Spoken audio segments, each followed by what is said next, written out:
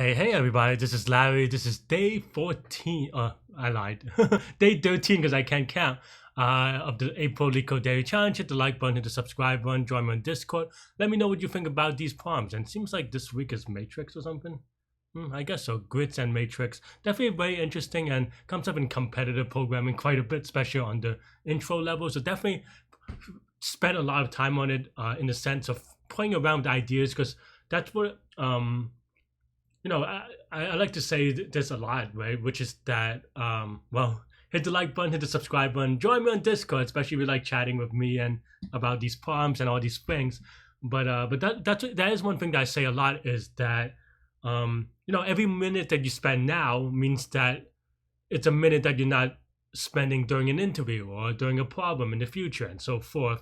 It's because you already kind of play around with these properties either quickly or slowly depending on your experience level, but you're like, okay, for example, like you just kind of feel out what things mean, and and if you're more deliberate or more what's the word, more precise, more rigorous, that's the word. If you're more rigorous, you even do proofs to kind of understand and learn how it is innately. And once you've done that in the future, maybe you don't remember the exact proof and you could prove it to yourself if you like, but you have an idea. And that's where, when you see me sometimes when I get immediate solutions, a lot of it is it's me. I'm trusting my gut, to be honest. And also, to be honest, when I'm explaining it on video, I actually have to slow myself down to remember how to explain it, because I'm like, oh wait, I know this thing is true, but how do I explain it to the viewers at home, right?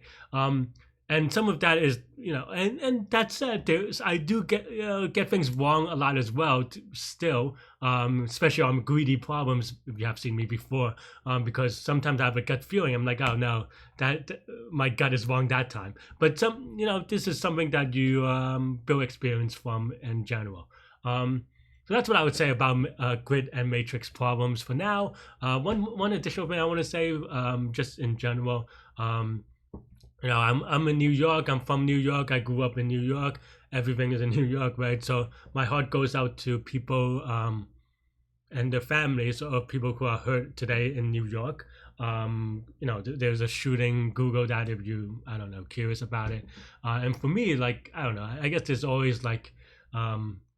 New York is a big city, so a lot of times a lot of things happen, and it doesn't, like it's a big city, right? Like, but for me, I've literally, every day in high school, that's the train I take. Sometimes, I mean, sometimes I switch around and take another train, but that's the train I take to my high school every day for 4 years. That's the train I took to work after college. And I passed through that subway stop where it happened, and it is like a main artery of the city, and it goes to immigrant families like my family, and a lot of because it is just further out, and therefore things are slightly cheaper. Not cheap anymore, still, but definitely still cheaper than like Manhattan, right? So definitely, it hurts to kind of hear this. I passed through that stop maybe tens of thousands of times, transferred to many, to trains from there all the time. Especially if you're a New Yorker and you know how sometimes they force you to transfer at that stop many times because the trains don't run all the time. So definitely, it sucks. So I hope you. I don't know. We'll see what happens. My heart goes out to those people affected by it, and yeah, we'll see. I mean, and just to be clear, I don't, I actually took the subway today afterwards, right? Like I don't think there's, like, I mean, freak accidents can happen anywhere. There are. You can run into, being in the wrong place, wrong time, anywhere in the world, really. Sometimes, life is like that, right? But I don't really generally have things to fear in New York. So if that's your question, there's that as well. I do the thing I do fear is kind of the response, to be honest. We'll see what happens to it, because people always, the clever people, maybe too clever, and not so good will use this to their advantage, politicians mostly. So we'll see what the response to this is. That's my fear, if you ask me. In general, New York is, you know, probably as safe as ever. The numbers seems to play that out. I do get some questions about New York, so maybe, you know, one day I'll just have a New York stream or something like that. But yeah, and I, you know, like it was, let's just say it was way worse when I was growing up. So I feel like it is what it is. Yeah. Anyway, okay, let's actually solve the problem at hand. Apologies for the detour if you were not curious about that.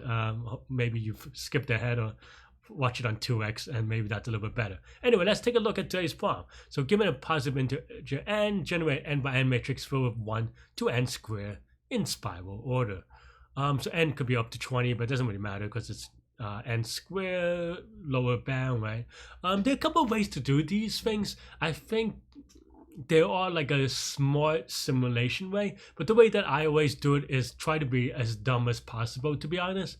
And the reason why I say that is because I just feel like for me, it's so easy to make a mistake doing it. Not like anytime I try to be clever, I realize that I'm missing an edge case, and that edge case ends up taking me way longer than usual. So I am going to spend this time to do it dumbly, so we'll see how that goes. I like uppercase N, so I'm going to change this to uppercase N. And the way that I like to do this problem, or these type of problems, is just by simulation. And what I mean by simulation is just what it sounds like. I start by putting the 1 down, the 2 down, the 3 down, and then the 4 down, and then 5 down, and then so forth, right? And the way that this is constructed, you can just go by going all the way to the right, then down, left, and then up, and then repeat. So let's try that, and then we'll see something. We'll see how that goes. So yeah, so right, yeah. And then now we have 4 directions, right? So let's set it up. And this time, usually it, at least for like if you do BFS or those type of problems, what you put in the direction, the order doesn't matter. But here, we do want it to matter. So first we want to go right. So one right is plus, at least in my coordinates, plus y, plus y, well, x doesn't change, so 0, 1, and then going down is plus x, y doesn't change, and then going left would be 0, -1, and similarly going up is -1, 0, right? And then current directions, or direction, is 0. Okay. And then now we can do it in a couple of ways. So we can do something like for x in range from I don't know, 1 to n times n plus 1, right? And that'll give you all the numbers. So then now we put matrix of, and we have to put our current starting location. So x, y, 0, 0, 0, and that also means that this is a terrible railroad name, but let's just say A, right? I don't know. So x of y is equal to A, right? Yeah. And then now we try to move x and y. So now we could go, yeah. I think about this in terms of, I know that there's an iteration somewhere, and this is where if you have experience and practice, you can jump straight into, because you know exactly what you want to write. The way that I'm going to write this now is a little bit backwards in the code flow, but it is just what I think, right? So now I'm going to basically, like, because if you wanted to write it naively, you write something like, no, we try going right, then going down, and then going left, and then going up, and then so forth, right? So then now we go,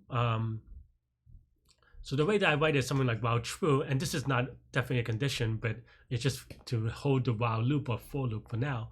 And then we go nx and y is equal to x plus directions.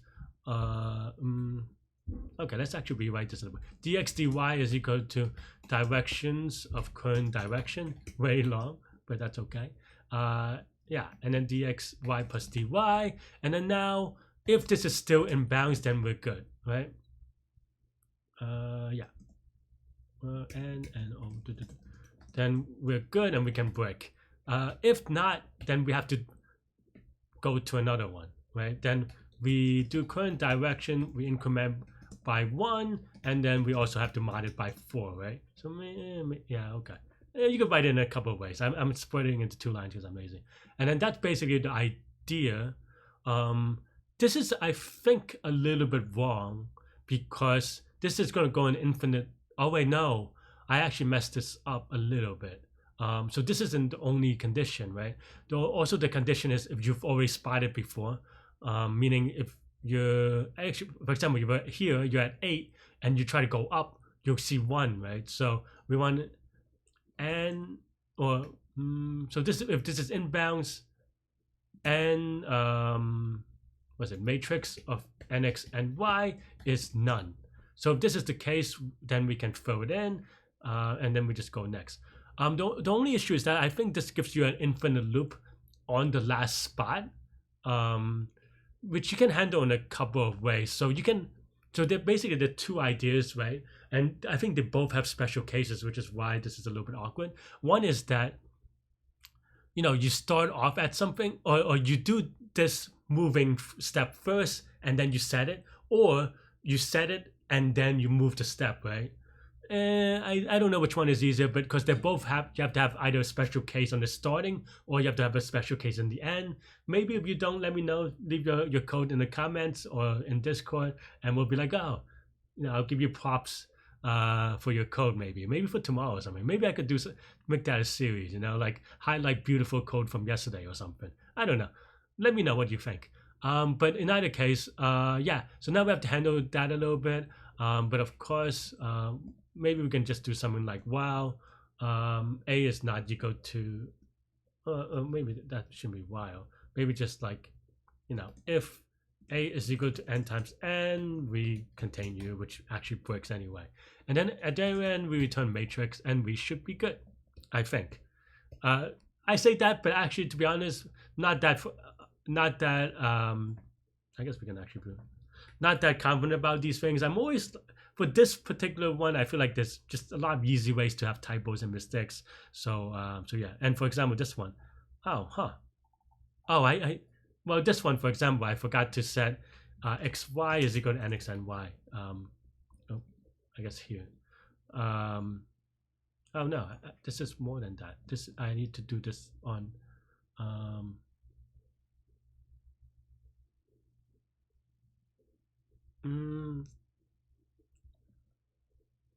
No, I think this is good. Yeah, maybe.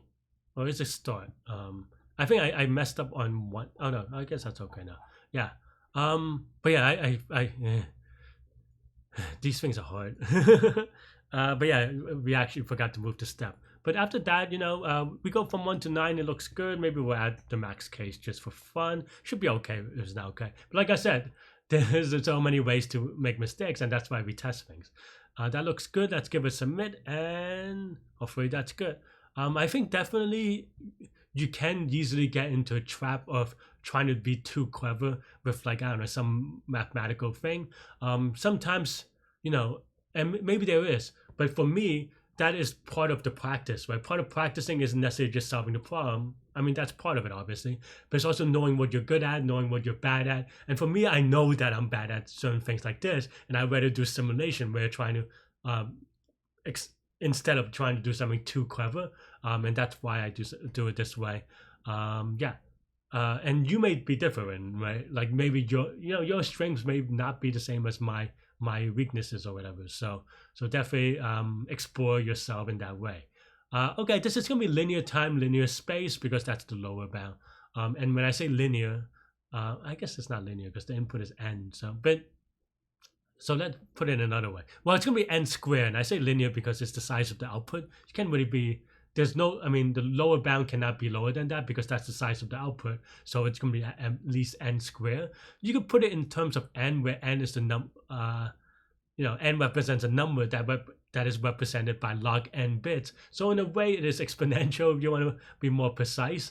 I'll leave it up to you as an exercise at home to let me know what that complexity actually is. Yeah. That's all I have for today. Let me know what you think. Stay good, stay healthy, to good mental health. Be kind, and yeah. Hope y'all have a great day. I'll see you later. Bye bye.